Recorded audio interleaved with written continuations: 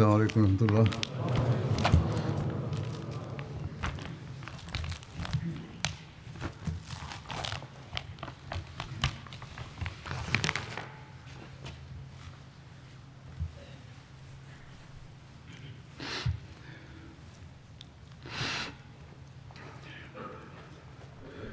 أشهد أن لا إله إلا الله وحده لا شريك له وأشهد أن محمدا عبده ورسوله أما بعد فأعوذ بالله من الشيطان الرجيم بسم الله الرحمن الرحيم الحمد لله رب العالمين الرحمن الرحيم مالك يوم الدين إياك نعبد وإياك نستعين اهدنا الصراط المستقيم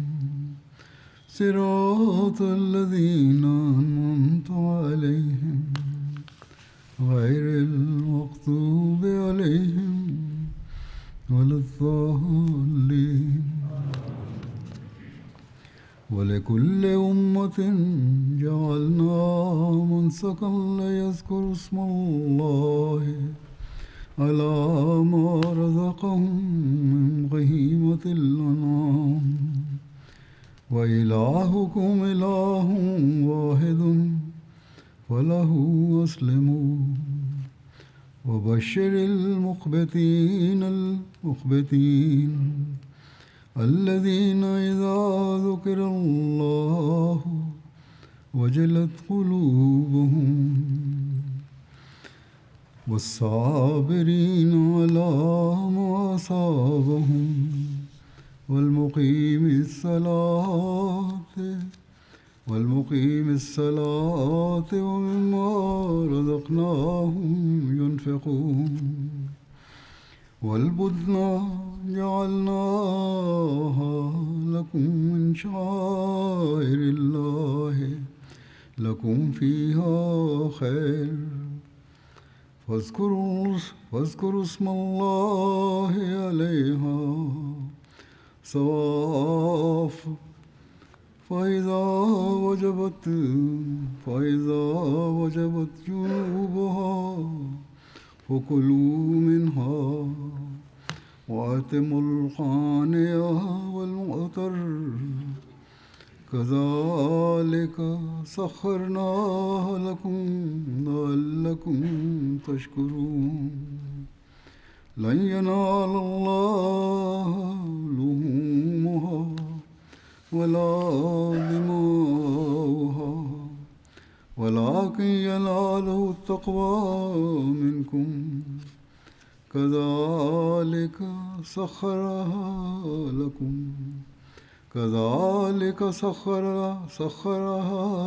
لكم لتكبروا الله على ما هداكم وبشر المحسنين. اللہ تعالیٰ فرماتا ہے کہ ہم نے ہر امت کے لیے قربانی کا طریقہ مقرر کیا ہے تاکہ وہ اللہ کا نام اس پر پڑھیں جو اس نے انہیں مویشی چوپائے عطا کیے ہیں. بس تمہارا معبود ایک ہی معبود ہے، بس اسی کے لیے فرمانبردار ہو جاؤ اور عاجزی کرنے والوں کو بشارت دے دے ان لوگوں کو کہ جب اللہ کا ذکر بلند کیا جاتا ہے تو ان کے دل مرعوب ہو جاتے ہیں، اور جو اس تکلیف پر جو انہیں پہنچی ہو صبر کرنے والے ہیں اور نماز کو قائم کرنے والے ہیں، اور جو کچھ ہم نے انہیں عطا کیا ہے اس میں سے خرچ کرتے ہیں، اور قربانی کے اونٹ جنہیں ہم نے تمہارے لیے شعائر اللہ میں شامل کر دیا ہے ان میں تمہارے لیے بھلائی ہے. بس ان پر قطار میں کھڑا کر کے اللہ کا نام پڑھو. بس جب ذبح کرنے کے بعد ان کے پہلو زمین سے لگ جائیں تو ان میں سے کھاؤ اور قناعت کرنے والوں کو بھی کھلاؤ اور سوال کرنے والوں کو بھی. اسی طرح ہم نے انہیں تمہاری خدمت پر لگا رکھا ہے تاکہ تم شکر کرو۔ ہرگز اللہ تک نہ ان کے گوشت پہنچیں گے اور نہ ان کے خون، لیکن تمہارا تقوی اس تک پہنچے گا۔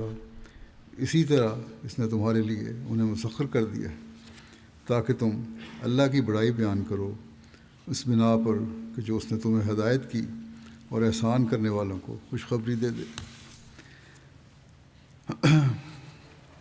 اس مضمون میں ہمیں یہ سمجھایا گیا ہے کہ قربانی کا مطلب صرف یہ نہیں کہ تم دوسروں کی قربانی لو، جیسا کہ عید الاضحیٰ پر جانوروں کی قربانی کی جاتی ہے، بلکہ تمہیں یہ بتانے کے لیے کہ اعلیٰ چیز کے لیے ادنیٰ چیز قربان کی جاتی ہے، جانوروں کی قربانی دی جاتی ہے، اور تمہیں بھی اپنے پیدا کرنے والے کے لیے، مالک کل کے لیے قربانی کے لیے تیار رہنا چاہیے۔ تب سمجھا جا سکتا ہے کہ تم نے اس مفہوم کو سمجھ لیا، تو پھر تمہارے پیش نظر ہمیشہ یہ رہنا چاہیے کہ تمہارا ایک معبود ہے، ایک خدا ہے جس کی تم عبادت کرتے ہو، اور تمہاری اس پر ہمیشہ نظر رہنی چاہیے، اور جو احکامات اللہ تعالیٰ ہمیں دیتا ہے ان پر ہمیں عمل کرنا چاہیے۔ اللہ تعالیٰ فرماتا ہے کہ اس پر تم عمل کرو، اور یہی صحیح طریقہ ہے جس پر چل کر تم قربانی کے اعلیٰ معیار حاصل کر سکتے ہو۔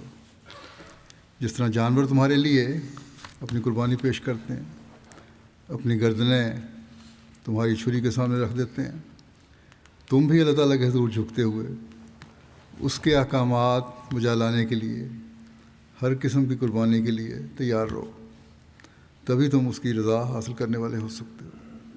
ورنہ یہ گوشت جو تم کھاتے ہو، بڑے فخر سے جانور ذبح کرنے والے ایک دوسرے کو کھلاتے بھی ہیں، یا یہ خون جو تم جانوروں کی گردنیں کاٹ کر بہا رہے ہو، تمہارے کسی کام کو نہیں آ سکتے۔ اللہ تعالیٰ کو ان چیزوں سے قطعاً کوئی دلچسپی نہیں ہے۔ اللہ تو تمہارے سے تقوی پر چلنے کی امید رکھتا ہے۔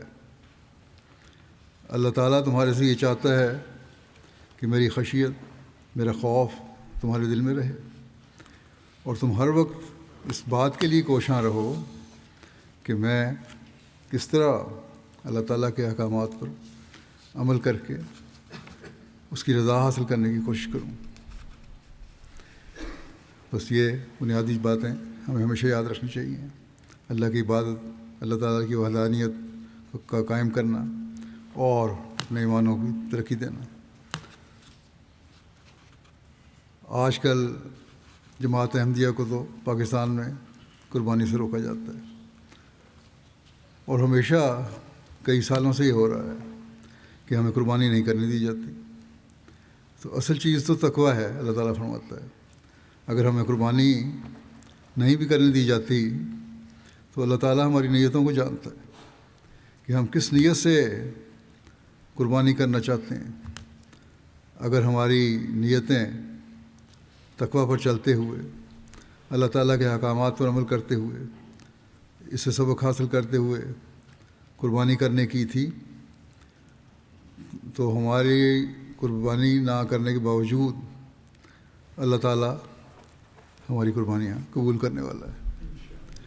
جبکہ یہ لوگ جو دکھاوے کی قربانیاں کر رہے ہیں، بڑے بڑے جانور، لاکھوں روپے کے جانور خرید کر یہ اعلان کرتے پھرتے ہیں کہ ہم نے اتنے لاکھ کی قربانی کی ہے، یہ قربانی تقویٰ سے آری قربانی ہے۔ کیا یہ لوگ خدا تعالیٰ کے حکم پر عمل کر رہے ہیں؟ کیا اللہ تعالیٰ نے یہ حکم دیا ہے کہ لوگوں کے حقوق کو پامال کرو؟ کیا اللہ تعالیٰ یہ کہتا ہے کہ ظلم کرو اور اپنے ظلم سے لوگوں کو اللہ تعالیٰ کی عبادت کرنے سے روکو؟ اللہ تعالیٰ نے یہ کہیں نہیں کہا۔ اللہ تعالیٰ نے تو ہر اس شخص کو جس نے لا الہ الا اللہ محمد رسول اللہ پڑھا، یہ کہہ دیا کہ وہ مسلمان ہے، کلمہ گو ہے، اور تم اس کے ساتھ پیار، رحم اور شفقت کا سلوک کرو۔ لیکن یہ لوگ آج کل جو پاکستان میں احمدیوں کے ساتھ کر رہے ہیں، یہ تو سراسر تقویٰ سے دور لے جانے والی باتیں ہیں، اللہ تعالیٰ کے خوف سے دور ہٹی ہوئی باتیں ہیں، اور صاف صاف ظلم ہے، اور یقیناً اللہ تعالیٰ کی پکڑ میں آنے والے لوگ ہیں یہ۔ لیکن بہرحال ہمارے لیے ضروری ہے کہ ہم اس بات کو سمجھیں کہ یہ قربانیاں جو ہیں، جس طرح کہ اللہ تعالیٰ نے فرمایا کہ یہ قربانیاں ہمیں تقویٰ عطا کرنے کے لیے ہیں، اللہ تعالیٰ کا قرب دلانے کے لیے ہیں، اور اسی کی ہمیں کوشش کرنی چاہیے، اور اللہ تعالیٰ کے حکم پر عمل کرتے ہوئے اس کی فرمانبرداری ہمیں حد الوسع کرنی چاہیے۔ اگر ہم یہ کریں گے تو ہماری عید، اگر عید کی قربانیاں نہیں بھی ہو رہی، تب بھی اللہ تعالیٰ جو ہماری نیتوں کا اور ہمارے دلوں کا حال جانتا ہے، وہ ہماری قربانیوں کو قبول فرمائے گا اور ہمیں عید کی برکات سے مستفید فرمائے گا، اور پھر ہمیں اس کا اجر بھی عطا فرمائے گا، کیونکہ اللہ تعالیٰ نے تو فرما دیا ہے کہ مجھے تمہارے خون اور گوشت نہیں پہنچتے، بھلے مجھے تقویٰ پہنچتا ہے۔ بس اس بات پر ہمیں عمل کرنا چاہیے، اور ہمیں ان احکامات پر عمل کرنا چاہیے جو اللہ تعالیٰ نے ہمیں دیے ہیں۔ اللہ تعالیٰ نے ہمیں تو احکامات دیتے ہوئے واضح طور پر فرما دیا کہ تمہاری پیدائش کا مقصد عبادت اور بندگی ہے، اور یہ حاصل ہوتا ہے کب؟ جب حقوق اللہ کی ادائیگی ہو، جب حقوق العباد کی ادائیگی ہو۔ اب حقوق اللہ کی ادائیگی کیا ہے؟ سب سے پہلی بات تو یہ ہے کہ نماز کو قائم کرنے والے بنو۔ ہمیں 5 وقت کی نمازوں کا حکم ہے، اس لیے کوشش کر کے 5 وقت ان نمازوں کو اللہ تعالیٰ فرماتا ہے ادا کرو، اور پھر یہی نہیں کہ 5 نمازیں جیسے تیسے کر کے پڑھ لیں، بلکہ اللہ تعالیٰ نے حکم دیا ہے کہ مسجد میں آ کر باجماعت نمازیں ادا کرو۔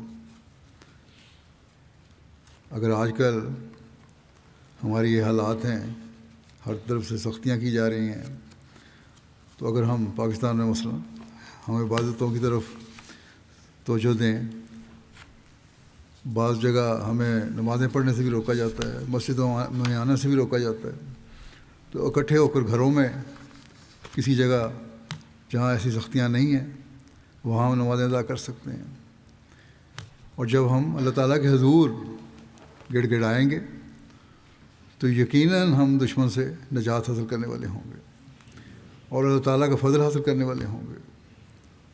بس سب سے بڑی قربانی، بڑی بات تو یہی ہے کہ قربانی کے دنوں میں جو ہم سے قربانی لی جا رہی ہے، اس قربانی کا حق ادا کرنے کے لیے ہمیں چاہیے کہ ہم اپنی عبادت کے حق ادا کرتے ہوئے اللہ تعالیٰ کے حضور میں ایسے حاضر ہوں، اس طرح تڑپیں جس طرح ایک ذبح کرنے والا جانور تڑپ رہا ہوتا ہے، اور رو رو کر اس سے دعائیں مانگیں اور اللہ تعالیٰ کا فضل حاصل کرنے کی کوشش کریں، اور اس کے لیے بے چین ہو کر اس کے آگے تڑپیں، تبھی وہ ہماری دعائیں بھی سنے گا، اور انشاءاللہ اللہ تعالیٰ ہم ان ظالموں سے نجات بھی حاصل کرنے والے ہوں گے۔ پاکستان میں رہنے والے احمدیوں کو خاص طور پر اس طرح توجہ دینی چاہیے، کیونکہ جس کو تکلیف ہو وہ زیادہ تڑپ کر دعا کر سکتا ہے اپنے لیے۔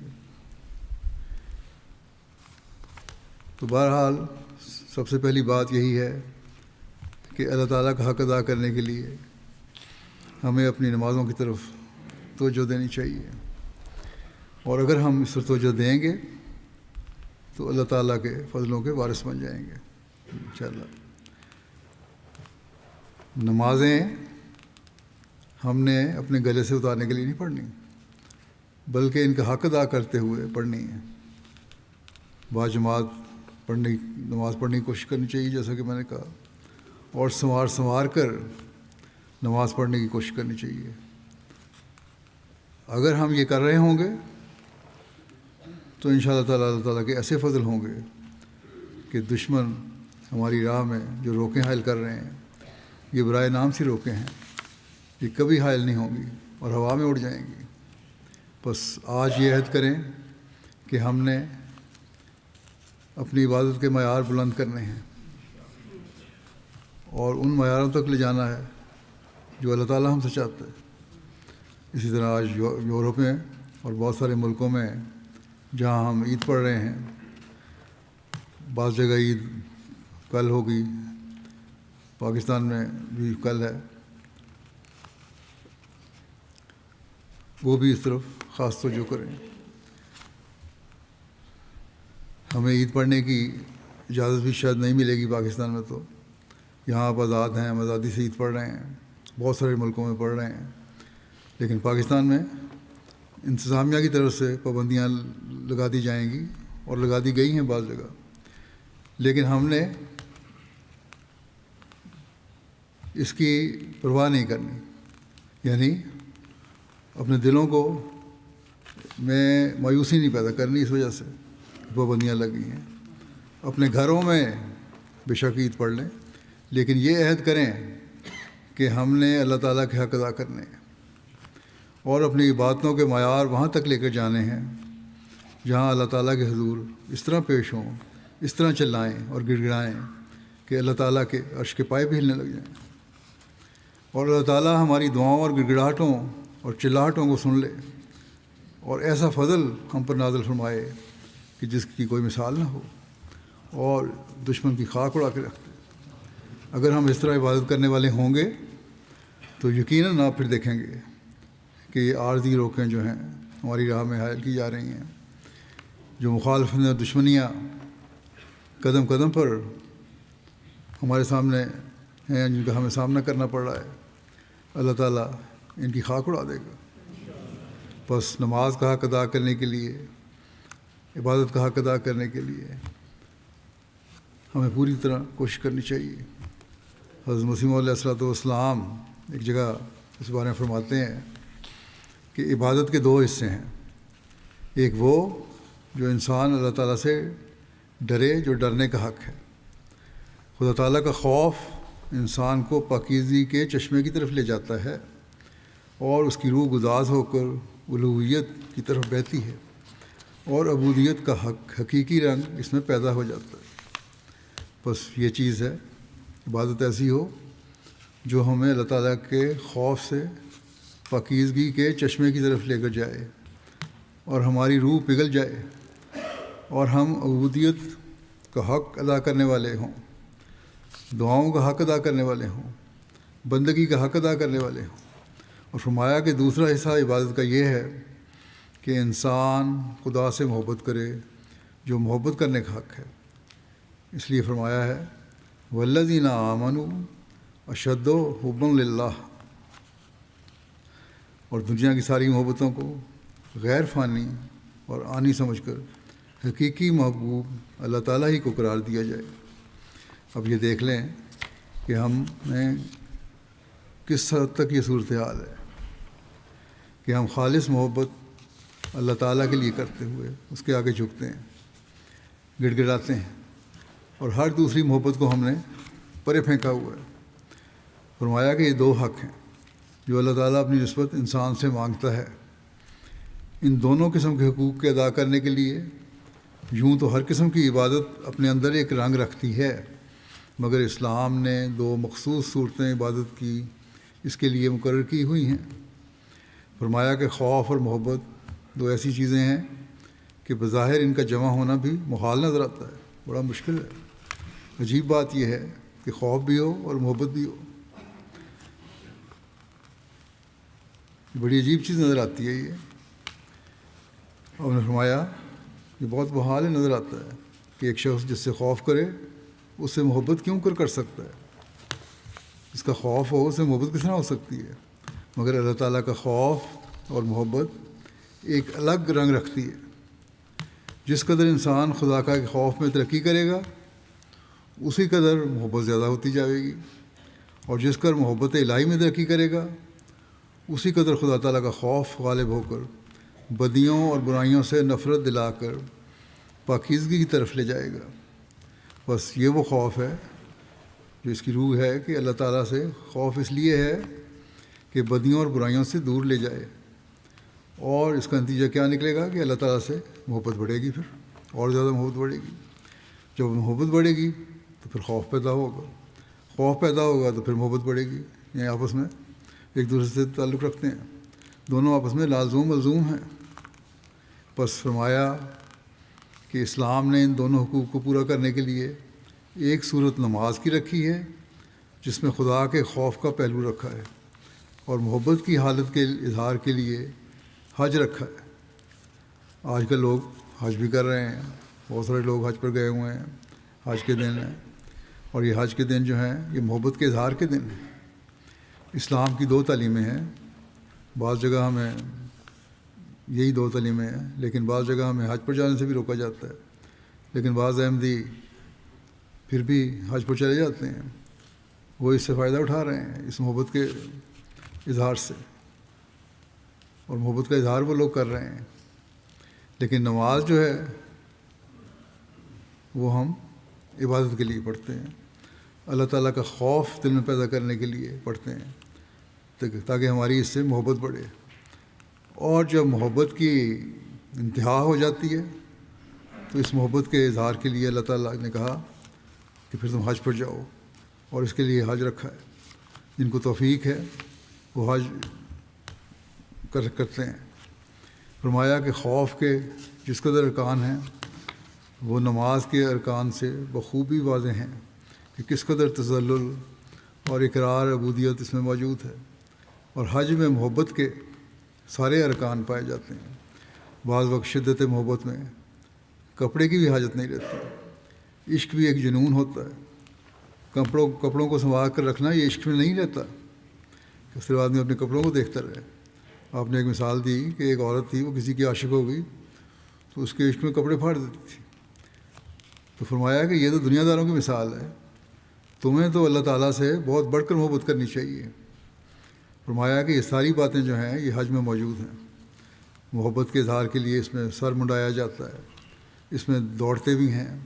محبت کا بوسہ رہ گیا وہ بھی ہے، جو خود حجر اسود کو بوسہ دیا جاتا ہے، جو خدا کی ساری شریعتوں میں تصویری زبان میں چلا آیا ہے. پھر قرآن میں بھی کمال عشق دکھایا ہے، پھر قربانی میں بھی کمال عشق دکھایا ہے. قربانی کرنی ہے یہ بھی عشق کا کمال ہے. پھر اس کے بعد جانوروں کی قربانی کی جاتی ہے، یہ بھی عشق کی انتہا ہے. آپ نے فرمایا اسلام نے پورے طور پر ان حقوق کی تکمیل کی تعلیم دی. نادان ہے وہ شخص جو اپنی نابینائی سے اعتراض کرتا ہے. بس محبت کے اظہار کے لیے حج کیا جاتا ہے اور محبت کے اظہار کے لیے قربانی کی جاتی ہے. بس یہ چیزیں اگر ہم سامنے رکھیں گے تو پھر ہماری محبت جو ہے اس کا اظہار ہوگا. اور جہاں ہمیں روکیں پیدا کی جاتی ہیں وہاں اللہ تعالیٰ تو ہمارے دلوں کا حال جانتا ہے، ہماری محبت کے جذبات کو جانتا ہے، ہماری عبادتوں کے معیاروں کو جانتا ہے. وہ پھر ایسے حالات میں ہمارے لیے آسانیاں بھی پیدا کرے گا. اور اگر مخالفین کی طرف سے ہمیں عبادتوں سے روکنے کی وجہ سے روکے ہیں تو ان عبادتوں کا ثواب بھی عطا فرمائے گا ہمیں، جس کے کرنے سے ہمیں روکا جاتا ہے. تو اللہ تعالیٰ تو بڑا دینے والا ہے. بس اگر ہم عبادت کا حق ادا کر لیں گے، نمازوں کو سنوار کر پڑھیں گے، محبت کا اظہار پوری طرح کریں گے، خوف ہمارے دل میں پیدا ہوگا اللہ تعالیٰ کا، اور اللہ تعالیٰ کی خاطر یہ خوف پیدا ہوگا، اس کو محبت حاصل کرنے کے لیے خوف پیدا ہوگا. اور اس خوف پھر اللہ تعالیٰ اس خوف کو محبت میں بدل دے گا، اور اس کی وجہ سے پھر اس کے ہم جب قریب ہونے کی کوشش کریں گے تو اللہ تعالیٰ یہ حالات بھی انشاءاللہ بدل دے گا، اور دشمن کی ہر کوشش کو ناکام و نامراد کر دے گا. ان کی کوشش تو یہی ہے کہ احمدی اپنے ایمان سے دور ہو جائیں. اس میں یہ کبھی کامیاب نہیں ہو سکتے. جو مضبوط احمدی ہے وہ بہرحال مضبوط ہے. جس کے دل میں ایمان ہے وہ کبھی ان لوگوں کی سختیوں سے اور ظلموں سے پیچھے نہیں ہٹ سکتا. بس ہمیں کوشش یہ کرنی چاہیے کہ اپنی ان قربانی کے دنوں میں اپنی عبادت کے معیاروں کو بڑھائیں.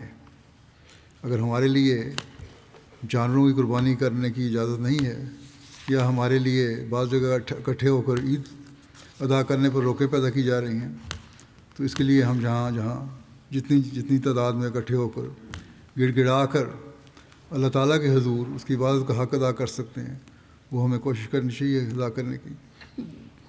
بہت سارے پاکستان میں رہنے والے بھی ایسے ہیں جن کے عزیز رشتہ دار باہر ہیں، پاکستان میں قربانیاں اگر نہیں کر سکتے تو ان کے ذریعے سے باہر قربانیاں وہ کروا سکتے ہیں، افریقہ کے ملکوں میں بھی، غریب ملکوں میں بھی۔ بس اس بات کو پاکستان کے احمدیوں کو خاص طور پر یاد رکھنا چاہیے کہ ہم نے اپنی عبادتوں کے معیار اس حد تک بڑھانے ہیں کہ اللہ تعالیٰ سے حقیقی محبت کا اظہار ہو، اور جس سے اللہ تعالیٰ کے حقیقی خوف کا اظہار ہو۔ اور جب یہ ہوگا تو پھر ہی قربانی کے اعلیٰ معیار بھی قائم ہوں گے۔ اور اگر ایک جگہ ہمیں قربانی سے روکا جاتا ہے تو اللہ تعالیٰ نے قربانی کرنے کے دوسرے ذرائع بھی دیے ہوئے ہیں۔ اللہ تعالیٰ نے فرمایا ہے وہ غریبوں کا خیال رکھو، کھانا جو کھلانا ہے صرف مانگنے والے اور بھوکے اور غیر بھوکے کو صرف کھلانے کا حکم نہیں ہے، صرف کھانے کا ہی نہیں بات، بلکہ ان کی ضروریات کو پورا کرنا بھی ہے۔ ہم دین کی اشاعت کے لیے قربانی کر سکتے ہیں، ایسے وسائل استعمال کر سکتے ہیں جہاں غریبوں کی مدد کریں، ان کے لیے کھانے کا سامان مہیا کریں، ان کے حقوق ادا کرنے کے لیے قربانی کر سکتے ہیں۔ اور جماعت میں تو ایسی مداد بھی جاری ہیں جن میں قربانی کر کے اللہ تعالیٰ ہمیں اس کا بہترین اجر بھی عطا فرماتا ہے۔ اس کے علاوہ جیسا کہ میں نے کہا ظاہری طور پر بھی بہت سارے لوگ ایسے ہیں جو اپنے عزیزوں کے ذریعے سے باہر قربانیاں کروا سکتے ہیں۔ بہت سارے لوگ اپنے تجربات بھی لکھتے ہیں کہ کس طرح انہوں نے مختلف جگہوں پہ قربانیاں کی جماعت کی خاطر، صرف بکروں کی قربانیاں نہیں بلکہ چندوں کی مال کی قربانیاں بھی کی، کہ فلاں چندے ہم نے دیے اور کس قربانی سے دیے، اس کو اللہ تعالیٰ نے قبول فرمایا۔ تو اللہ تعالیٰ نے یہ قربانی تو رکھی ہے ان دنوں میں حج کے ساتھ جس کا تعلق ہے، لیکن اس کے ساتھ ہی اللہ تعالیٰ نے قربانی کے اور مواقع بھی پیدا کر دیے ہوئے ہیں۔ اگر ہمیں ایک جگہ سے روکا جاتا ہے تو ہمیں دوسری جگہ ان مواقع سے فائدہ اٹھانا چاہیے۔ پاکستان میں تو یہ پابندیاں ہیں، لیکن جو اور دنیا میں لوگ رہتے ہیں ان کو بھی چاہیے کہ اللہ تعالیٰ کی محبت کا اظہار اس طرح کریں کہ اللہ تعالیٰ کے دین کا پیغام اپنے حلقے میں پہنچائیں، اپنے وقتی قربانی بھی کریں اور تبلیغ کریں۔ ایک جگہ اگر روک پیدا کی جا رہی ہے تو دنیا کے دوسرے ممالک میں جہاں یہ روک نہیں ہے وہاں ہمارے ہر احمدی کو تبلیغ کے میدان میں آگے بڑھنا چاہیے اور اس محبت کا اظہار کرنا چاہیے اللہ تعالیٰ سے جس کا اللہ تعالیٰ نے ہمیں ارشاد فرمایا ہے، اور اس کا خوف رکھتے ہوئے اللہ تعالیٰ سے دعا بھی کرنی چاہیے کہ اللہ تعالیٰ ہمیں اس محبت کے اظہار کی حقیقت کو سمجھنے کی توفیق عطا فرمائے اور اس کے فیض سے فیض اٹھانے کی بھی توفیق عطا فرمائے۔ آج کل تو دنیا تباہی کے گڑھے کے دہانے پہ کھڑی ہے اور کسی وقت بھی خوفناک جنگ کی تباہی کے حالات پیدا ہو سکتے ہیں۔ بس اس حالت میں ہمیں بہت زیادہ دنیا کو بتانے کی ضرورت ہے اور دنیا کو سمجھانے کی ضرورت ہے کہ دنیا کی بقا اسی میں ہے کہ اللہ تعالیٰ کی طرف آؤ، اور یہ بھی ایک ہمارا فرض ہے اور یہ بھی قربانی کا ایک تقاضا ہے جس کو ہمیں سمجھنا چاہیے۔ ان دنوں میں صرف بکروں کی قربانی یا جانوروں کی قربانی نہیں ہے، بلکہ یہ بھی ایک قربانی ہے کہ اپنے وقت کو قربان کریں، اپنے مال کو قربان کریں اور دین کی اشاعت کے لیے جہاں اللہ تعالیٰ نے مواقع مہیا فرمائے ہوئے ہیں وہاں دین کی اشاعت کے لیے بھرپور کوشش کریں۔ پھر یہ بھی قربانی ہے کہ اللہ تعالیٰ نے جن باتوں سے روکا ہے ان سے رک جائیں، مثلا ایسی مجالس جن میں بیٹھنے سے اخلاق خراب ہوتے ہیں یا ان کا خراب ہونے کا خطرہ ہے، ان میں بیٹھنے سے بچنا چاہیے۔ اس میں غلط قسم کی فلمیں بھی آ جاتی ہیں، آج کل تو ٹی وی پہ بھی، نیٹ ورک پہ بھی، سوشل میڈیا پہ بے شمار ایسے پروگرام ہیں جن سے بچنے کی ہمیں کوشش کرنی چاہیے، لیکن بدقسمتی سے بعض جگہ ہمارے بعض نوجوان بھی اس میں ملوث ہیں، بلکہ بعض بڑی عمر کے لوگ بھی ملوث ہوتے ہیں جن کے پھر گھر والے شکایتیں کرتے ہیں۔ اس چیز کو دیکھتے نہیں کہ اللہ تعالیٰ ہم سے کیا چاہتا ہے۔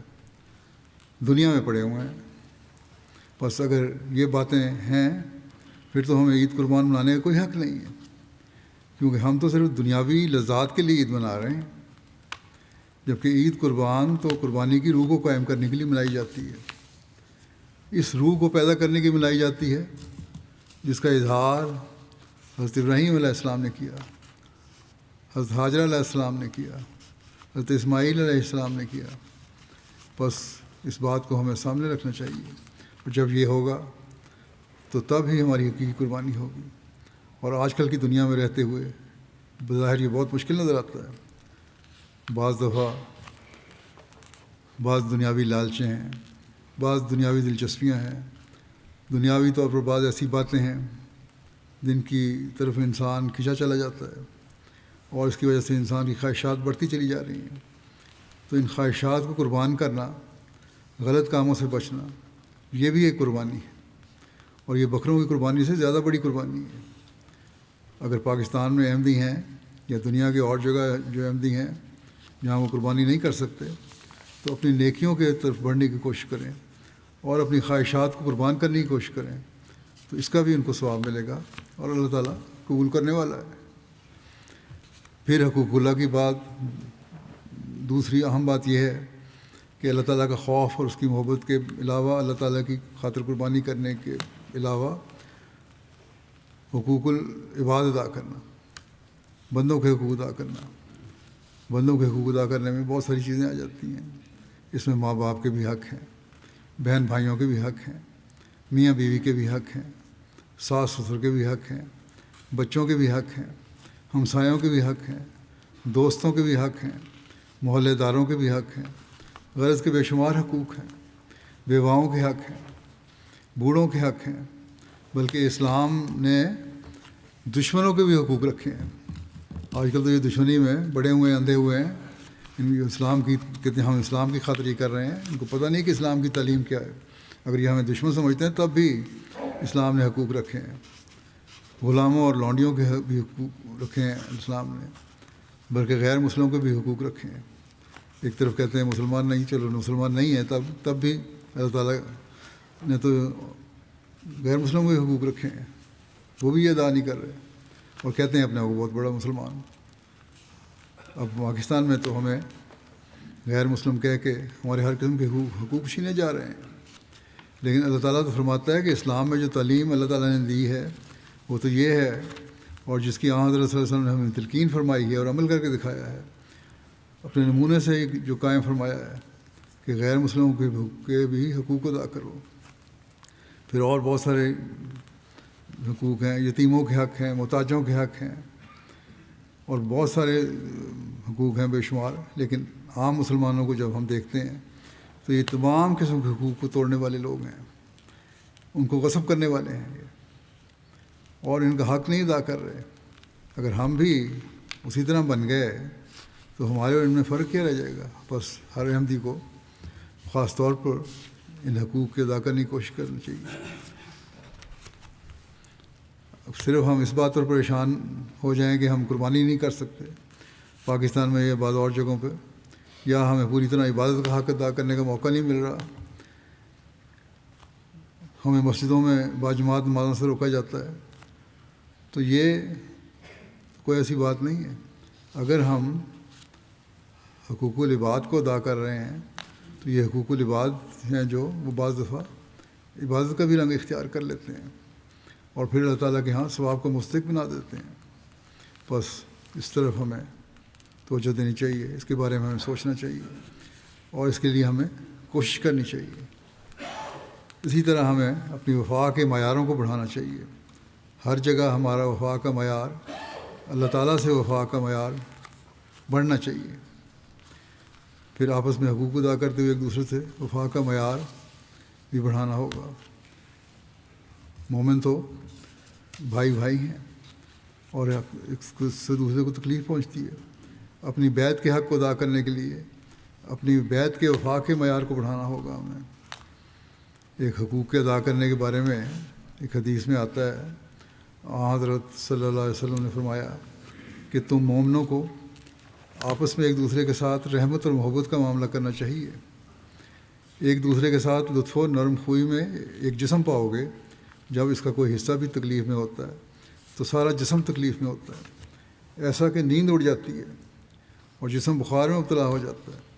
بس یہ وہ معیار ہے جو حقوق ادا کرنے کے لیے مومنوں کو خاص طور پر آپس میں ایک دوسرے کے حقوق ادا کرنے کے لیے اس کی تلقین حضرت صلی اللہ علیہ وسلم نے ہمیں فرمائی ہے۔ اس توجہ دینی چاہیے کہ اس طرح کرو گے تو تبھی تم لوگ وہ مقام حاصل کر سکتے ہو جو اللہ تعالیٰ کا قرب دلانے والا مقام ہے۔ اب جائزہ ہم خود ہی لے سکتے ہیں اپنا، کس حد تک ہم اس پہ عمل کر رہے ہیں۔ صرف ایک ہی بات سے اللہ تعالیٰ تم سے راضی نہیں ہوتا کہ تم نے بکرے کی قربانی کر دی، بلکہ اللہ تعالیٰ تو مختلف قسم کے حقوق کی ادائیگی سے بھی راضی ہوتا ہے، اور اگر اس کو بلکہ اس کی تلقین فرمائی ہے۔ اگر ہم اس کی کوشش کریں گے تو پھر اللہ تعالیٰ کے فضلوں کے وارث بنتے چلے جائیں گے۔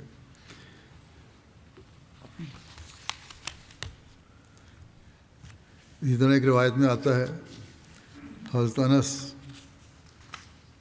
روایت کرتے ہیں کہ نبی صلی اللہ علیہ وسلم سے روایت ہے یہ، آپ نے فرمایا کہ تم میں سے کوئی مومن نہیں ہوتا جب تک کہ وہ اپنے بھائی کے لیے وہ بات پسند نہ کرے جو اپنے لیے پسند کرتا ہے۔ اب یہ دوسرے کے لیے پسند کرنے کا کام بھی بغیر قربانی کے نہیں ہو سکتا۔ اگر اللہ تعالیٰ کی رضا حاصل کرنے کا جذبہ ہو تبھی یہ کام ہو سکتا ہے۔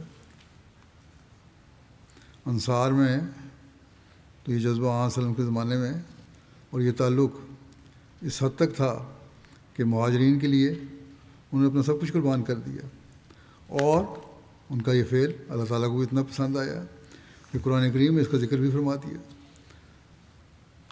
اور ان کی قربانی کو ایسا قبول کیا کہ تا قیامت وہ دنیا کے لیے ایک نمونہ بن گئے۔ اسی طرح حضرت ابو ہریرہ سے روایت ہے کہ رسول اللہ صلی اللہ علیہ وسلم نے فرمایا کہ تم اس وقت تک جنت میں داخل نہیں ہو سکتے جب تک ایمان نہ لے آؤ، اور تم اس وقت تک ایمان نہیں لا سکتے جب تک ایک دوسرے سے محبت نہ کرو۔ ایمان کو ایک دوسرے سے محبت کے ساتھ ملایا، فرمایا کہ کیا میں تمہیں ایسی بات نہ بتاؤں کہ اگر وہ تم کر لو تو آپس میں محبت کرنے لگو گے، اور وہ یہ ہے کہ آپس میں سلام کو رواج دو۔ بس آپس میں محبت اور سلام کے رواج یہ اللہ تعالیٰ نے جنت میں جانے کا راستہ بتا دیا ہے، اس میں جانے کے لیے ایک راستہ بنایا ہے۔ اگر یہ بات ہم سمجھ لیں تو پھر ہی ہم حقیقی مومن ہو سکتے ہیں۔ اب جو سلام کرنے والے ہیں وہ دوسروں سے لڑائی تو نہیں کریں گے، سلام تو سلامتی کا پیغام ہے۔ جب یہ ہوگا تو ایک محبت اور پیار کی فضا قائم ہوگی، اور جب یہ ہوگا تو پھر ہم اللہ تعالیٰ کا قرب حاصل کر سکتے ہیں۔ اور جیسا کہ میں نے کہا، یہ بات بھی بغیر قربانی کے نہیں ہو سکتی۔ اگر ہم احمدی اس بات کو سمجھ لیں تو کبھی کسی کی حقوق تلفی کرنے والے نہ ہوں، اور قربانی کر کے حق ادا کرنے والے ہوں، اور اس کے نتیجے میں نہ صرف اخروی جنت کو حاصل کرنے والے ہوں بلکہ اس دنیا میں بھی جنت نظیر معاشرہ بنانے والے ہوں گے۔ اور آج کل کے حالات میں تو خاص طور پر احمدیوں کو تمام رنجشیں ختم کر کے ایک حسین معاشرہ بنانے کی کوشش کرنی چاہیے، تاکہ مخالفین کسی بھی طرح ہماری صفوں کو توڑنے والے نہ بن سکیں۔ بس اللہ تعالیٰ کے فضلوں کو حاصل کرنے کے لیے ہمیں چاہیے کہ ہم اللہ تعالیٰ کی ہم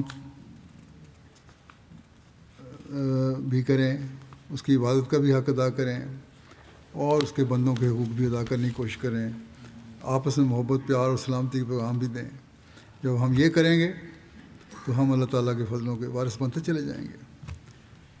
ہمیں یہی کوشش کرنی چاہیے کہ ہم میں سے ہر ایک اللہ تعالیٰ کا فضل حاصل کرنے کے لیے وفا کے ساتھ حقوق ادا کرنے والا بننے والا ہو، اور اگر ہم یہ حقوق ادا کرنے والے بنیں گے، اللہ تعالیٰ کے احکامات پر چلتے ہوئے یہ کام کریں گے، تو پھر جہاں ہم اپنے آپ کو اللہ تعالیٰ کے فضل و کرم کا وارث بنائیں گے، اللہ تعالیٰ کے انعامات کا وارث بھی بنائیں گے، وہاں ہم ایک حسین معاشرہ بھی قائم کرنے والے ہوں گے، جہاں ہر شخص دوسرے کے لیے قربانی کرنے والا ہوگا۔ اور جب ایک دوسرے کے لیے قربانی کرنے والا ہوگا تو یہ باتیں وہی ہیں جو حقیقی قربانی کی طرف ہمیں توجہ دلاتی ہیں۔ اللہ تعالیٰ نے فرمایا ہے کہ قربانیاں کرو، تمہارا تقویٰ مجھ تک پہنچتا ہے، تمہارے خون نہیں مجھ تک پہنچتے۔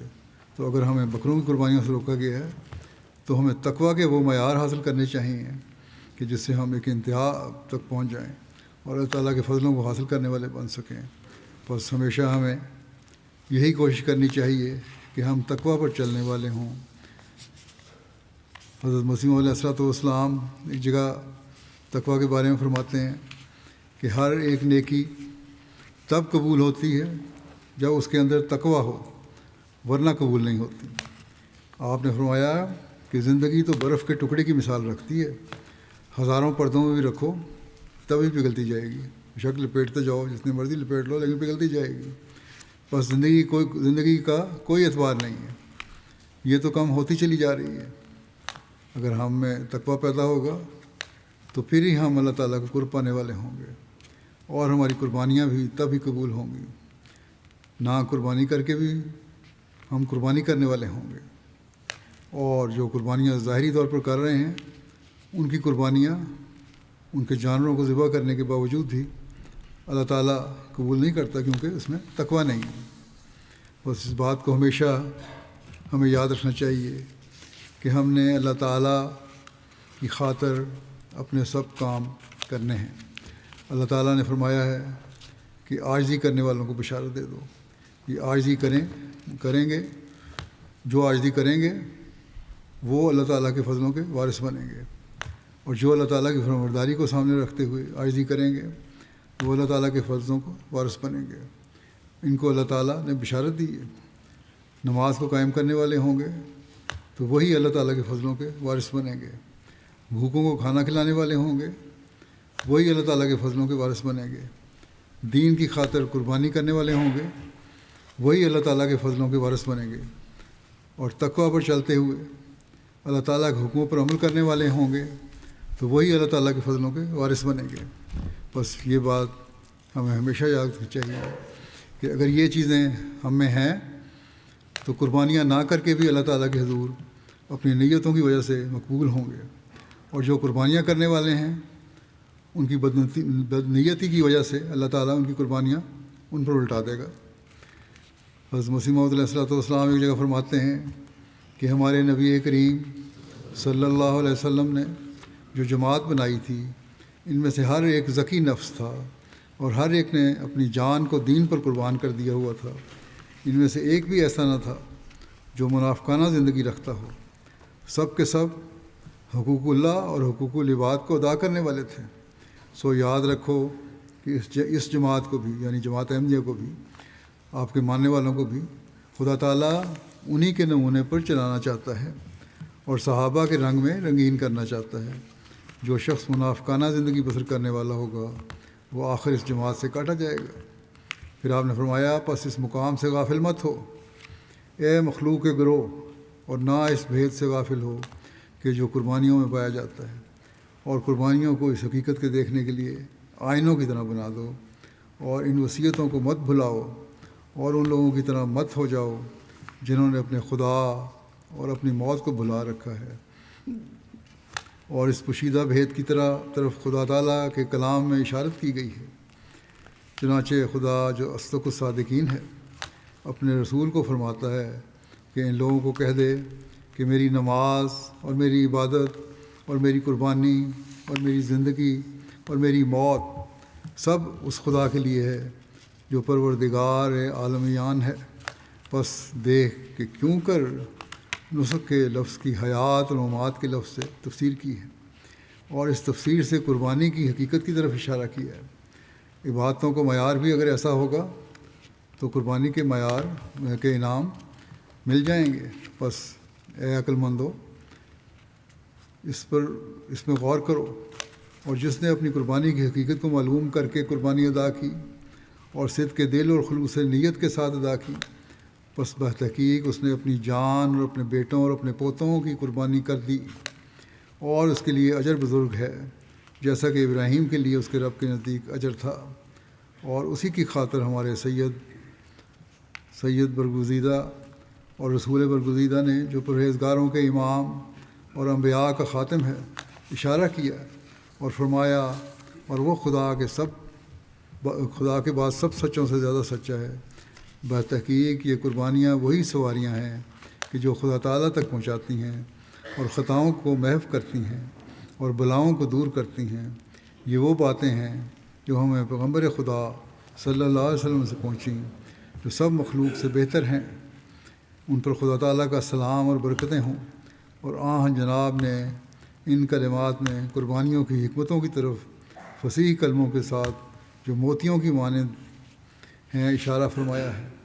بس افسوس اور کمال افسوس ہے کہ اکثر لوگ ان پوشیدہ نقطوں کو نہیں سمجھتے اور اس وصیت کی پیروی نہیں کرتے، اور ان کے نزدیک عید کے معنی وجود اس کے اور کچھ نہیں کہ غسل کریں اور نئے کپڑے پہنیں اور طعام کو سارے منہ کے ساتھ اور دانتوں کے کناروں سے چبائیں، خود اور ان کے اہل و عیال اور نوکر اور غلام، اور پھر آرائش کے ساتھ نماز عید کے لیے نکلیں،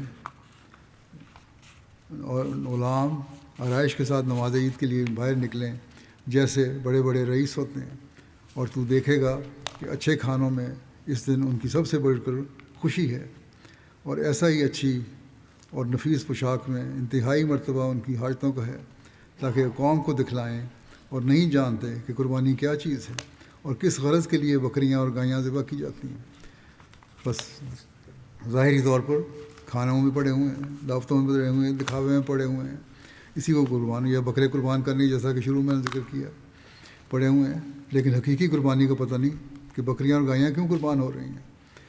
بس یہ وہ چیزیں ہیں جس کو ہمیں سمجھنا چاہیے، یہ وہ بات ہے جس کو ہمیں سمجھنا چاہیے۔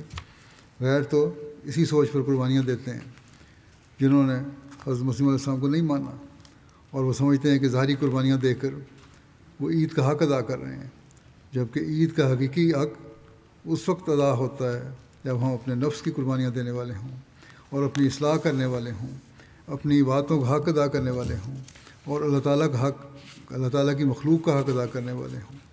جب ہم یہ کریں گے تب ہی ہم اس مقصد کو حاصل کرنے والے بنیں گے جس کے لیے اللہ تعالیٰ نے ہمیں عید قربان کے منانے کا حکم دیا ہے۔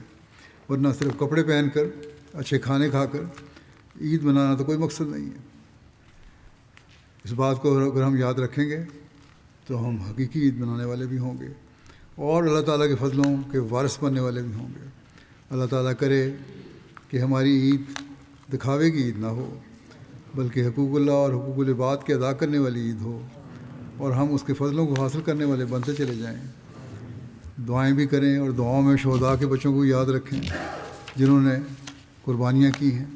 اللہ تعالیٰ ان کو اپنی حفاظت میں رکھے، ان بچوں کو، ان کی نسلوں کو، اور ان کو اس حقیقت کو سمجھنے کی بھی توفیق دے کہ جو ان کے عزیزوں نے اور پیاروں نے قربانیاں کی ہیں وہ دنیا کے لیے نہیں کی بلکہ دین کے لیے کی ہیں، اور اسی دین کو حاصل کرنے کے لیے ہمیں کوشش کرنی چاہیے۔ اسی طرح اسیران کے لیے بھی دعا کریں، اللہ تعالیٰ ان کی بھی جلد رہائی کے سامان پیدا فرمائے۔ اسی طرح پاکستان میں جہاں خاص طور پر میں نے پہلے ہی ذکر کیا ہے قانون بہت ساری پابندیاں لگائی گئی ہیں، دعا کریں اللہ تعالیٰ یہ پابندیاں بھی دور کرے اور ہمیں حقیقت میں کھلے طور پر عبادت کا حق بھی ادا کرنے کی توفیق عطا فرمائے، سب روکیں دور ہوں، اور جو ظاہری قربانیاں ہیں وہ بھی کرنے کی توفیق ملے ان کو، وہاں آزادی سے جانوروں کی قربانیاں بھی کر سکیں علاوہ قربانیوں کے، اور ہمارے دلوں کو بھی وہ سمجھ اور بوجھ عطا فرمائے جس سے ہم ان قربانیوں کی روح کو سمجھ کر اس کا حق ادا کرنے والے بنیں، اور صرف ظاہری بکریوں پر چھری پھیرنے والے نہ بنیں یا جانوروں پر چھری پھیرنے والے نہ بنیں۔ بس جب یہ ہوگا تو ہم انشاءاللہ تعالیٰ اس مقام پر پہنچ جائیں گے جہاں اللہ تعالیٰ ہمیں پہنچانا چاہتا ہے، اور جس کے لیے ہم حضرت مسیح موعود علیہ الصلوۃ والسلام کی بیعت میں آئے۔ اللہ تعالیٰ ہمیں اس کا حق ادا کرنے کی توفیق عطا فرمائے۔ اللہ کرے کہ ہم یہ مقصد حقیقت میں حاصل کرنے والے ہوں اور اللہ تعالیٰ کے فضلوں کے وارث بنیں۔ اور اس کے ساتھ ہی میں تمام خطبہ سننے والوں کو، یہاں بیٹھے ہوئوں کو عید مبارک بھی دیتا ہوں۔ اللہ تعالیٰ اس عید کو بابرکت فرمائے، صرف ظاہری مبارک نہ ہوں بلکہ حقیقت میں ہم اپنے اندر پاک تبدیلیاں پیدا کر کے اپنے آپ کو اس مبارک بات کا حقدار بنانے والے ہوں۔ دعا بھی کر لیں۔ اللہ تعالیٰ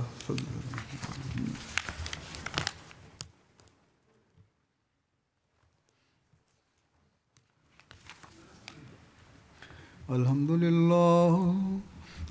للہ نحمده ونستعینه ونستغفره ونؤمن به ونتوکل علیہ ونعوذ باللہ من شرور انفسنا ومن سیئات اعمالنا من يهده الله فلا مضل له ومن يضلل فلا هادي له ونشهد أن لا إله إلا الله ونشهد أن محمدا عبده ورسوله عباد الله رحمكم الله إن الله يأمر بالعدل والإحسان وإيتاء ذي القربى وينهى عن الفحشاء والمنكر والبغي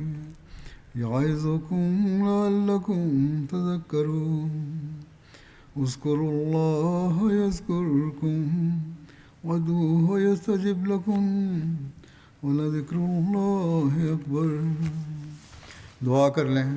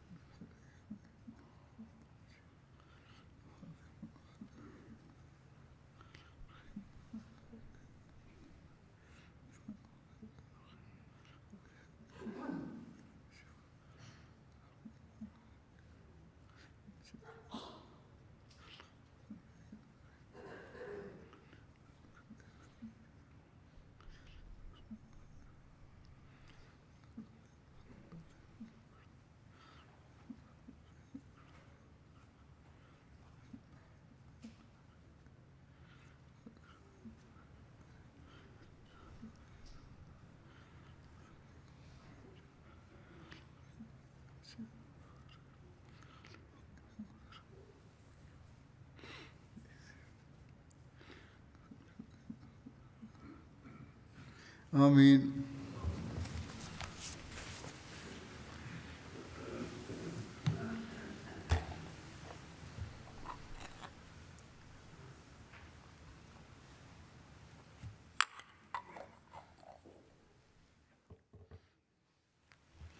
السلام علیکم ورحمۃ اللہ۔